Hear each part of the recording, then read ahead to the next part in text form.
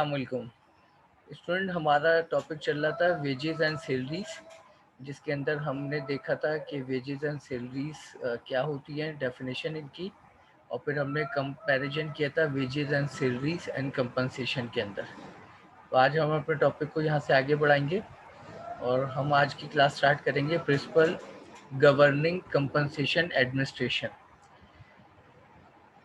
बुनियादी तौर पे कंपनसेशन से रिलेटेड जो रूल्स रेगुलेशन या गाइडलाइन फराहम करती है वो गवर्निंग कंपनसेशन एडमिनिस्ट्रेशन इदारा होता है, जो कि स्टैंडर्ड डिटरमाइन करता है कि किसी भी इदारे में जो एम्प्लॉइज़ जॉब्स करते हैं उनके लिए जो कंपनसेशन क्राइटेरिया है वो क्या होना चाहिए।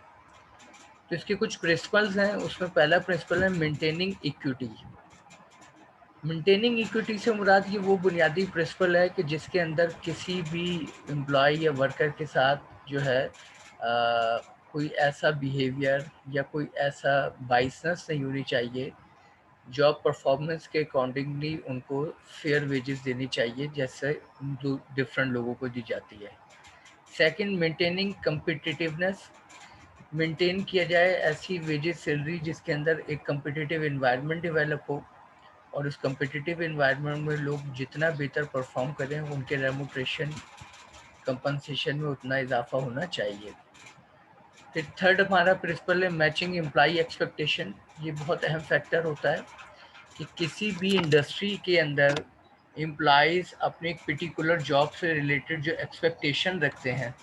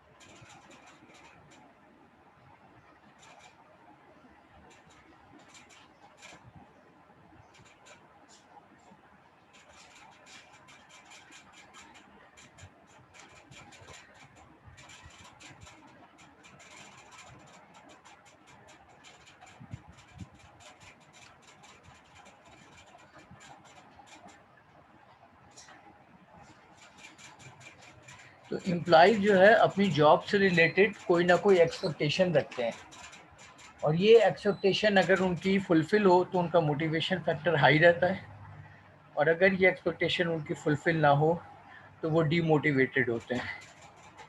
तो रेमुनरेशन को डिटरमाइन करते वक्त एक अहम फैक्टर ये भी है कि इस बात को कंसीडर किया जाए कि एम्प्लॉई जो है अपनी जॉब से रिलेटेड एक्सपेक्टेशन क्या रखते हैं। उसके बाद एक और नेक्स्ट हमारे पास जो प्रिंसिपल है रीइंफोर्सिंग पॉजिटिव एम्प्लॉई बिहेवियर, कि जो भी वर्क एनवायरनमेंट है ऑर्गेनाइजेशन जहाँ पे परफॉर्मेंस एग्जीक्यूट होगी वहाँ पर एक पॉजिटिव एम्प्लॉय बिहेवियर को प्रमोट किया जाए, इनकरेज किया जाए, डेवलप किया जाए, ताकि वहाँ तमाम एम्प्लॉय एक दूसरे के साथ कोऑपरेटिव एनवायरनमेंट में परफॉर्म कर सकें। एलिमिनेटिंग एंड डिस्क्रिपेंसी, उनके दरमियान कोई भी डिस्क्रिपेंसी नहीं होनी चाहिए, यानी मुख्तलिफ एम्प्लॉयज़ को मुख्तलिफ बाइसनेस नहीं होनी चाहिए। नेक्स्ट एक और प्रिंसिपल है optimization of management and employ interest. हमें ऑप्टिमाइज़ करना चाहिए मैक्सिमम लेवल पर मैनेजमेंट एंड एम्प्लॉयज़ इंटरेस्ट को, ताकि तमाम एम्प्लॉई ऑर्गेनाइजेशन के कलेक्टिव ऑब्जेक्टिव एंड गोल को अचीव करने में अपना अहम रोल प्ले कर सकें। Maintaining good industrial relation and harmony. Industrial relation बेटा कहते हैं कि किसी भी इंडस्ट्री में दो ग्रुप होते हैं, एक ग्रुप होता है एम्प्लॉयर का और एक ग्रुप होता है एम्प्लॉय का। एम्प्लॉयर कौन लोग हैं? जो जॉब देते हैं, और एम्प्लॉय कौन लोग होते हैं? जो जॉब हासिल करते हैं। इन दो ग्रुप के दरमियान में बहुत ज़्यादा कॉन्फ्लिक्ट्स होते हैं, इनके दरमियान में बहुत ज़्यादा आर्गूमेंट होती हैं, और इनके दरमियान में होने वाले कॉन्फ्लिक्ट और आर्गूमेंट हमारी परफॉर्मेंस को बुरी तरह मुतासिर करते हैं। तो एम्प्लॉयर और एम्प्लॉई यानी इंडस्ट्रियल रिलेशन जो है वो बहुत काफ़ी हद तक बेहतर होना चाहिए और इसके अंदर हार्मोनी होनी चाहिए। अब हम बात करेंगे पर्पस ऑफ वेजेस सैलरी। वो क्या क्या मकासद हैं जो वेजेस एंड सैलरी के ज़रिए हासिल करते हैं। अट्रैक्टिंग टैलेंटेड रिसोर्सेस, किसी भी इंडस्ट्री के अंदर जितने भी ह्यूमन रिसोर्सेज जो well competent, well talented, well experience होते हैं, उनका अहम रोल होता है उनकी सक्सेस में। और उनको एक्वायर करने के लिए जो सबसे मेन अट्रैक्शन होता है वो होता है आपका फाइनेंशियल बेनिफिट, यानी रेमोटेशन, यानी सैलरीज एंड वेजेस। तो जितनी हाई सैलरी एंड वेजेस होगी उतना ही पॉपुलेशन, सोसाइटी के वो कॉम्पिटेंट लोग आपकी इंडस्ट्री या ऑर्गेनाइजेशन का रुख करेंगे और ज्वाइन करेंगे एज अ कैरियर, और इस तरह आप उनकी कॉम्पिटेंसी से बेनिफिट हासिल करने में कामयाब हो जाएंगे। Second, retaining and motivating employees. Employees को रिटेन यानी उनकी कंसिस्टेंसी कायम करने के लिए और उनको मोटिवेट करने के लिए कि वो अपने पोटेंशियल को ऑप्टिमम लेवल पर यूज़ करें, अपनी सलाहियतों को ज़्यादा से ज़्यादा इस्तेमाल करें और ऑर्गेनाइजेशन की प्रोडक्टिविटी में कोई रोल प्ले करें। तो इसके लिए सबसे अहम चीज़ होता है फाइनेंशियल बेनिफिट, जो हम in the shape of wages and salary उन्हें फराहम करते हैं। Financial management. फाइनेंशियल मैनेजमेंट किसी भी बिजनेस ऑर्गेनाइजेशन की जो है सक्सेस के अंदर अहम रोल प्ले करती है। फाइनेंशियल मैनेजमेंट में हम डिटरमाइन करते हैं कि फाइनेंशियल रिसोर्सेज को हम किस तरह यूटिलाइज करेंगे, किस तरह हासिल करेंगे। उसके अंदर जो यूटिलाइजेशन में एक अहम पोर्शन होता है वो होता है एम्प्लॉयज़ यानी वर्कर्स की सैलरीज एंड वेजेस, कि उनकी सैलरी वेजेस कितनी रखी जाएगी। फिर नेक्स्ट है legal requirement. Wages and salary से रिलेटेड जो है मुख्तलिफ कंट्रीज़ में मुख्तलिफ लॉ डेवलप किए जाते हैं, और इन लॉ पे इम्प्लीमेंट करना, इन लॉ को फॉलो करना हर बिजनेस ऑर्गेनाइजेशन के लिए नेसेसरी होता है। जैसे पाकिस्तान के अंदर करंट बजट के अंदर अभी मिनिमम वेज रेट को 17,000 से बढ़ाकर 20,000 समथिंग कर दिया गया है।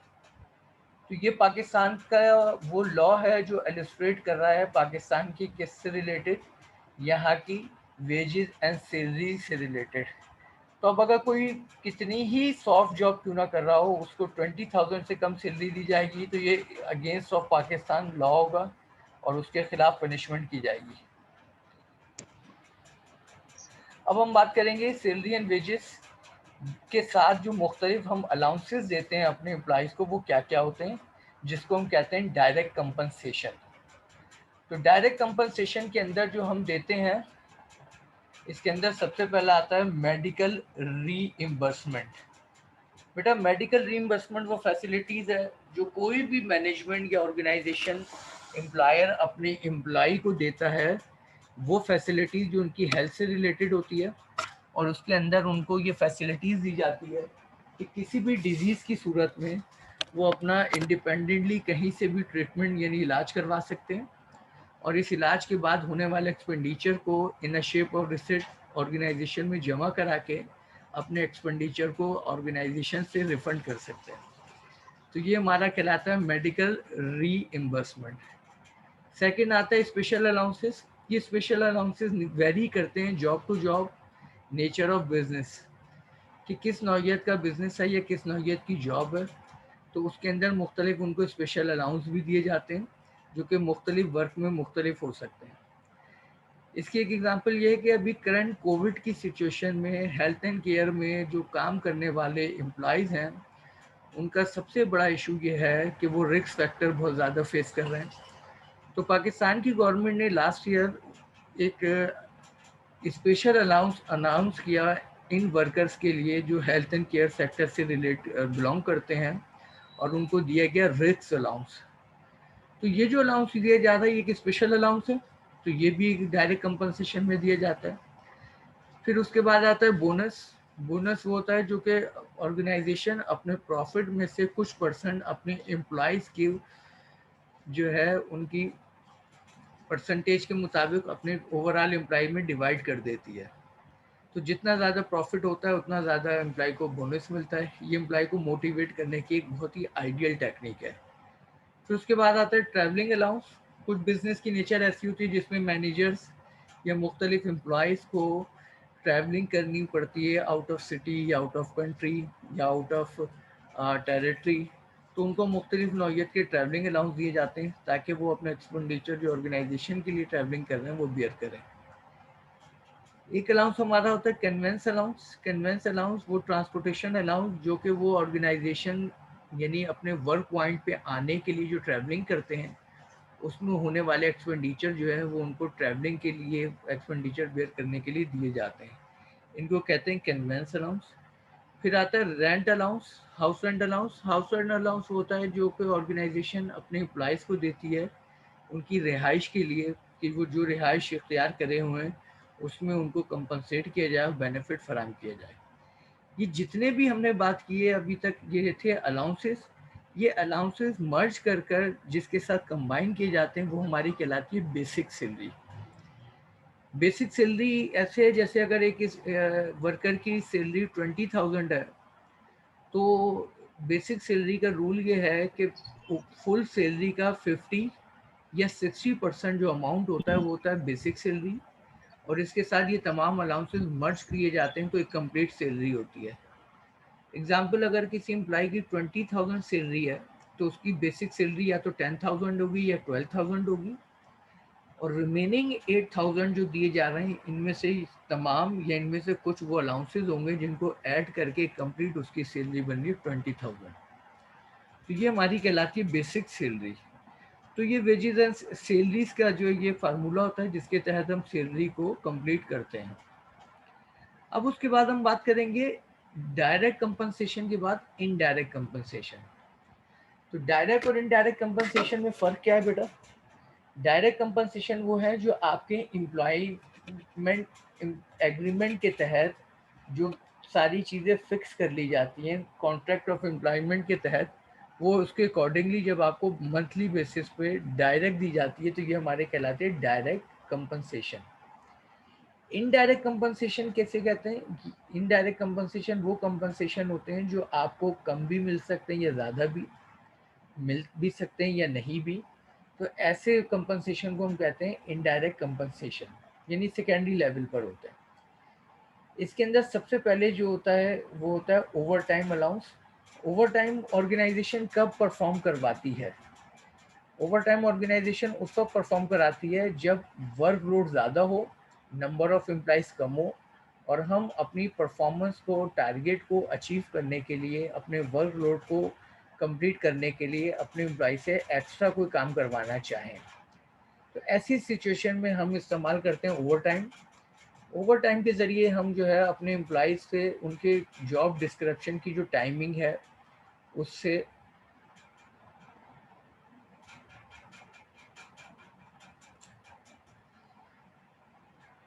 जो उनकी जॉब डिस्क्रिप्शन की टाइमिंग है हम उससे जो है उनसे एक्स्ट्रा टाइम काम करवाते हैं। जैसे नॉर्मली जॉब डिस्क्रिप्शन में जो टाइम फिक्स होता है वो 8 आवर्स होता है, 9 to 5। अब अगर ओवर लोड है, वर्किंग वर्क का लोड ज़्यादा है तो हम क्या करेंगे कि हम उसे 1 आवर्स एक्स्ट्रा या 2 आवर्स एक्स्ट्रा काम लेंगे। तो जो 2 आवर्स एक्स्ट्रा हम उनसे काम लेंगे इसके लिए हम उन्हें एक्स्ट्रा पे करेंगे। ये एक्स्ट्रा पे करने का जो रेट होता है उनके एक्चुअल रेट से 0.5 या 100% डबल होता है। यानी अगर उसको 8 आवर्स में, फॉर इंस्टेंस 1 आवर जो है ऑर्गेनाइजेशन डेली बेसिस पे 200 रुपीज़ दे रही है, तो एक्स्ट्रा 1 आवर के जो दिए जाएंगे वो दिए जाएंगे या तो 200 या 150। ये कहलाता है ओवर टाइम अलाउंस। फिर उसके बाद आता है हमारे पास हॉस्पिटलाइजेशन। हॉस्पिटलाइजेशन के ज़रिए जो है हम अपने वर्कर को जो है उसकी मेडिकल से रिलेटेड कोई डिजीज़ या कोई बीमारी की मुब्तला हो जाए तो उसके जो वो एक्सपेंस होते हैं उसको बेयर करने के लिए जो उसको अलाउंस देते हैं, ये हॉस्पिटलाइजेशन फैसिलिटीज़ या मेडिकल की सूरत में भी दी जा सकती है। फिर आता है इंश्योरेंस। ऑर्गेनाइजेशन नॉर्मली अपने एम्प्लॉय को सेफ्टी फराहम करने के लिए उनकी ग्रुप इंश्योरेंस कराती है जिसमें उनकी लाइफ इंश्योरेंस और उनकी एक्सीडेंटल इंश्योरेंस शामिल होते हैं ताकि ड्यूरिंग द वर्क अगर किसी भी किस्म का कोई एक्सीडेंट हो जाए तो उनको कंपनसेट करके बेनिफिट फराहम किया जा सके। फिर उसके बाद आता है ट्रैवलिंग अलाउंस। ट्रैवलिंग अलाउंस जो है वही जैसे हमने बात की थी डायरेक्ट कंपनसेशन में, इनडायरेक्ट कंपनसेशन में अगर फ्यू एंड फार कभी कभार किसी एम्प्लॉय को कोई ऑर्गेनाइजेशन की तरफ से विजिट करना हो तो उसको हम जो है according to needs and circumstances travelling allowance फराहम करते हैं। फिर लीव ट्रैवलिंग अलाउंस और लीव अलाउंस में फ़र्क ये होता है कि ट्रैवलिंग अलाउंस में हम जो है उसको ट्रांसपोर्टेशन के एक्सपेंडिचर देते हैं, और leave allowance leave to travel के अंदर हम उसे वो एक्स्ट्रा लीव देते हैं जो उस विज़िट के दौरान वो अपना टाइम स्पेंड करेगा। फिर उसके बाद आता है रिटायरमेंट बेनिफिट्स। रिटायरमेंट बेनिफिट होते हैं प्रोविडेंट फंड और ग्रेजुएटी वगैरह, जो at a time of retirement एक लार्ज अमाउंट फाइनेंशियल बेनिफिट के तौर पे दिया जाते हैं एम्प्लॉय को। ये एक पूरा फार्मूला होता है जिसके तहत उसकी सैलरी में से कुछ डिडक्शन होता है और कुछ ऑर्गेनाइजेशन उसके अंदर ऐड करती है, और उसकी होल सर्विस जो होती है चाहे वो 10 से 10 ईयर हो, 20 ईयर हो, 30 ईयर हो, इन सबको ऐड करके at the time of retirement उसे दे दिया जाता है। हॉलीडे होम्स, जब मुख्तलिफ जॉब्स के दौरान, वर्क के दौरान ऑर्गेनाइजेशन अपने एम्प्लॉय को कोई एक्स्ट्रा ऐसी छुट्टियां दे जिससे वो रिक्रिएट हो सकें, यानी कुछ टाइम अपने घर में एक्स्ट्रा स्पेंड कर सकें, तो विद सैलरी जो छुट्टियां दी जाती हैं उसे कहते हैं हॉलीडेज होम्स। फिर उसके बाद flexible timing. Flexible timing employ को मोटिवेट करने की बहुत ही आइडियल टेक्निक होती है। किसी भी जॉब डिस्क्रिप्शन के अंदर जब एम्प्लॉयमेंट एग्रीमेंट होता है तो उसके अंदर आपकी जो टोटल टाइमिंग है, यानी अगर आपको डेली 8 आवर्स काम करना है तो आपको सैटरडे संडे अगर ऑफ है तो वीक में 40 यानी 40 आवर्स काम करना है। मंथ में आपको जो काम करना है 160 आवर्स काम करना है। तो ऑर्गेनाइजेशन अपने एम्प्लॉय को टारगेट दे देती है कि आपको होल मंथ में 160 घंटे यानी 160 आवर्स काम करना है। अब 160 आवर्स में आपको इंडिपेंडेंसी दी जाती है कि आप डेली शुरू के 15 दिन 12-12 घंटे काम कर रहे हैं और लास्ट के 15 दिन में आप 6-6 घंटे या 4-4 घंटे काम कर रहे हैं, या आप किसी दिन ज़्यादा किसी दिन कम, यानी आप अपनी according to wish, according to need अपने टाइम फ्रेम को डेवलप करें।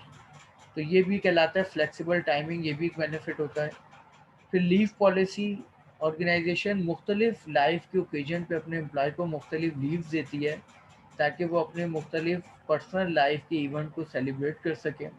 तो ये लीव पॉलिसी कहलाती है। तो ये तमाम होते बेटा जो कहलाते हैं हमारे इनडायरेक्ट बेनिफिट। अब इनडायरेक्ट बेनिफिट के बाद हम बात करेंगे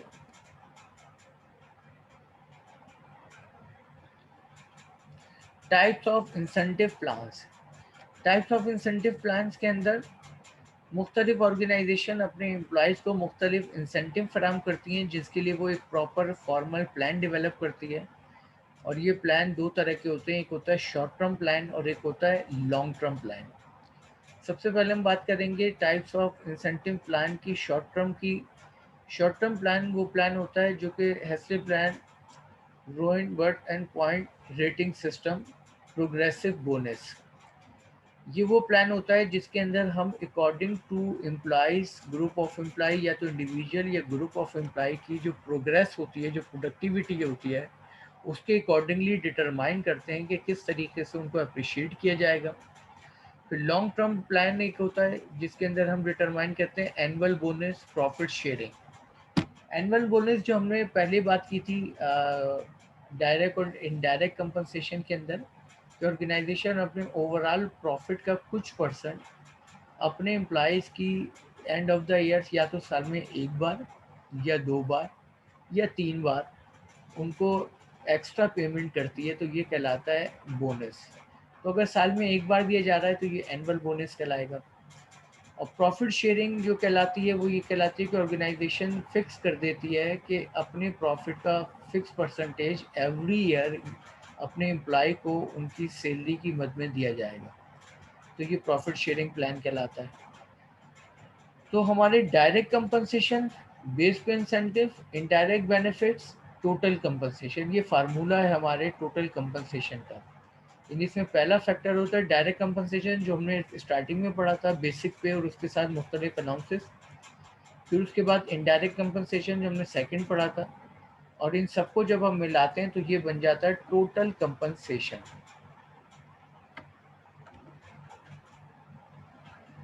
फिर बात करेंगे concept of different wages.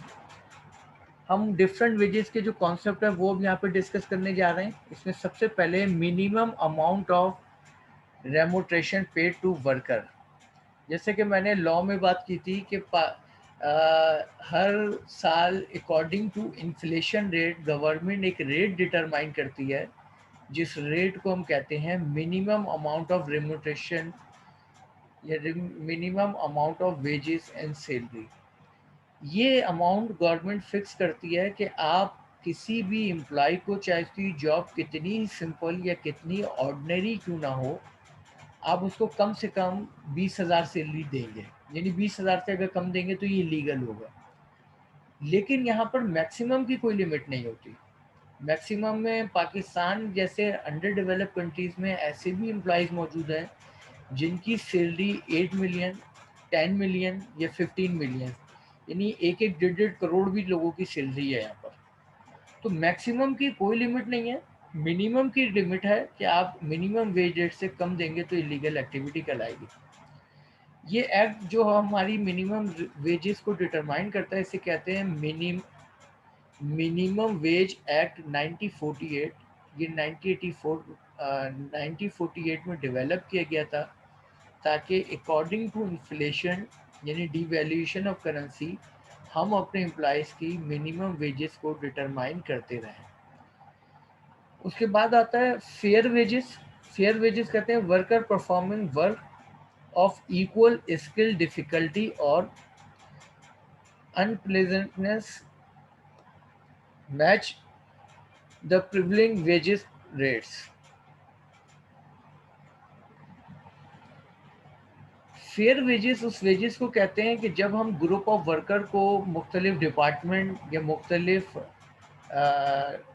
Division of work या डिवीज़न ऑफ लेबर के तहत उनकी ग्रुपिंग करते हैं और उसके अंदर सबको कलेक्टिवली कोई टास्क देते हैं, तो उसके अंदर जो रिक्वायरमेंट ऑफ स्किल होती है या नेचर ऑफ वर्क, उसकी जो चैलेंजेस या डिफ़िकल्टीज होती हैं वो सेम तकरीबन होती हैं। तो इसके अंदर जो उनको सैलरी या वेजेस दी जाए, इसके अंदर कोई बाइसनेस ना हो, इसके अंदर फेयरनेस होनी चाहिए, यानी सबको जो है इक्वली ट्रीट किया जाए। फिर उसके बाद match the prevailing wages rate, और हम अपने वेजेस रेट को टाइम टू टाइम मैच करते रहें कि वो उनकी according to needs and wants उनको सेटिस्फैक्ट्री लेवल पर ले जाने में कामयाब हो रहा है या नहीं। फिर उसके बाद आती है लाइन वेजेस। लाइन वेजेस क्या होती है? Line wages should be enable the male earner to provide for himself and his family not only the bare essential of food, clothing, shelter, but also major frivolous comfort including। Line wages वो wages है जिसके ज़रिए हम ये determine करते हैं कि जो हमारी सैलरी है सिर्फ उन बुनियादी ज़रूरियात को फोकस खाली ना कर रही, जैसे कि उनकी खुराक है, जैसे उनके लिबास है या उनकी रिहाइश है, बल्कि बदलते हुए लाइफ स्टाइल में जो तकाज़े हैं ज़िंदगी के, उसमें जो इम्प्रूवमेंट आ रही है, जो उसमें इजाफ़ा होता जा रहा है, उनके हर लिहाज से कंफर्ट जोन को फोकस किया जाए ताकि वो एक बेहतर लाइफ स्टाइल इख्तियार कर सके। Education for the children, protection against ill health, requirement of essential social needs, a measure of insurance against the more important misfortunes including old ages. हमें उनकी जो चिल्ड्रन होती हैं उनकी एजुकेशन से रिलेटेड जो एक्सपेंडिचर है उनको भी फोकस करना चाहिए, या तो उसके लिए हमें डायरेक्ट कंपनसेशन देना चाहिए या इनडायरेक्ट। सेकंड, उनकी जो मुख्तलिफ बीमारियां हैं उनसे सिक्योरिटी के लिए मुख्तलिफ हमें फार्मूले या मुख्तलिफ प्लान बनाने चाहिए। और उनकी जो सोशल नीड्स हैं उनको फुलफ़िल करने के लिए हमें बहुत ज़्यादा कंसिड्रेशन करनी पड़ती है as a employer.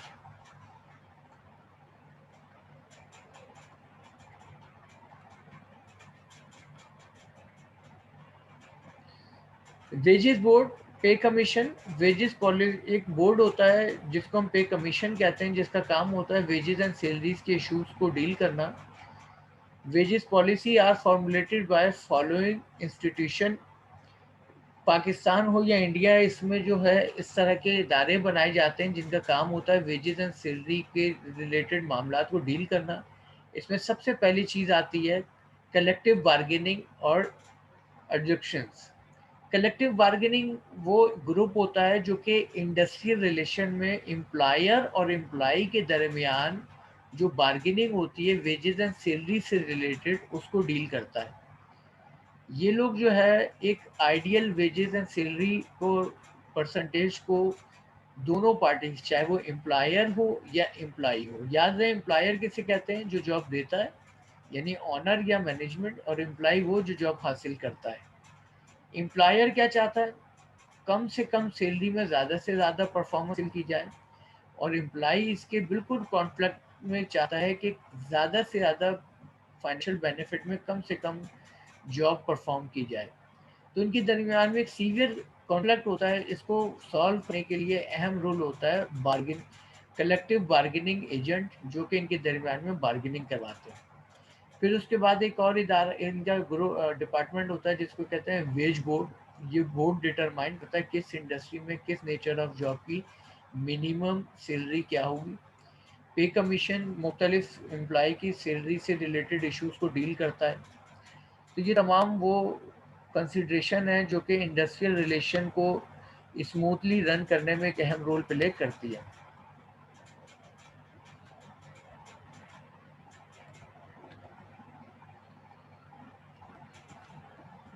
Reports and documentation, salary से रिलेटेड जो रिपोर्ट्स बनती है, जो डॉक्यूमेंटेशन होती है, वो क्या क्या होती है। इसके अंदर सबसे पहले होता है सैलरी एंड पेरोल। किसी भी ऑर्गेनाइजेशन का सबसे अहम स्टेज होता है जिसके अंदर वो सैलरी या पेरोल को डेवलप करते हैं। इसके अंदर जो है प्रोसेसिंग होती है, उसके बाद स्ट्रेटजी पेरोल रिपोर्ट बनाई जाती है, लीव मैनेजमेंट बनाई जाती है, एम्प्लॉय सेल्फ सर्विस बनाई जाती है, पेरोल रिकन्सिलेशन टूल्स के टाइम टू टाइम पेरोल में जो चेंजिंग होगी वो कैसे होगी, रीइंबर्समेंट एंड लोन कैसे फराहम किए जाएंगे, payroll process outsources, arrears and final settlement, head count summary. ये सब आपके लिए इंफॉर्मेशन के लिए है। इसको हम ज़्यादा डिटेल में भी नहीं जा रहे क्योंकि हमारे पास टाइम कम है और इस टॉपिक को हमें ख़त्म करना है। Payroll generally virtual pay slip, print, PDF, email यानी सॉफ्ट और हार्ड कॉपी में होती है। सैलरी स्टेटमेंट बनाए जाते हैं, डायनेमिक रिपोर्ट राइटर टूल्स बनाए जाते हैं। फिर उसके बाद जो है मंथली और एनुअली रिपोर्ट्स बनाई जाती हैं, इनकम टैक्स स्टेटमेंट बनाए जाते हैं, और उसके बाद जो है मुख्तलिफ जो क्वार्टरली जो है फाइलिंग करते हैं ताकि हम अपनी वेजेस को मेंटेन कर सकें। उसके बाद पेरोल सॉफ्टवेयर वो सॉफ्टवेयर आज के जदीद एडवांसमेंट ऑफ टेक्नोलॉजी में जो ऑर्गेनाइजेशन यूज़ करती हैं कि ऑर्गेनाइजेशन में मुख्तलिफ एक्टिविटीज़ के लिए जो सैलरी का लेवल डिटरमाइन किया जाए वो कैसे किया जाए।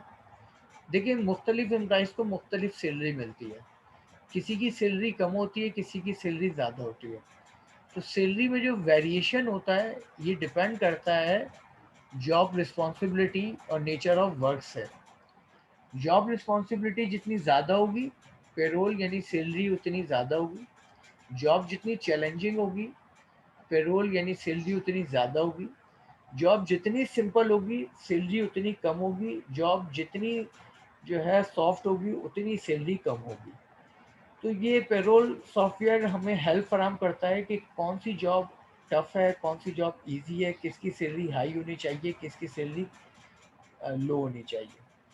फिर हम इसी पेरोल सिस्टम को मैनुअली भी डील करते हैं कि जो ट्रेडिशन चली आ रही है कि ऑर्गेनाइजेशन की इंडस्ट्री के जो एक्सपर्ट हैं वो डिटरमाइन करते हैं कि कौन सी जॉब की कितनी फाइनेंशियल बेनिफिट यानी सैलरी होनी चाहिए।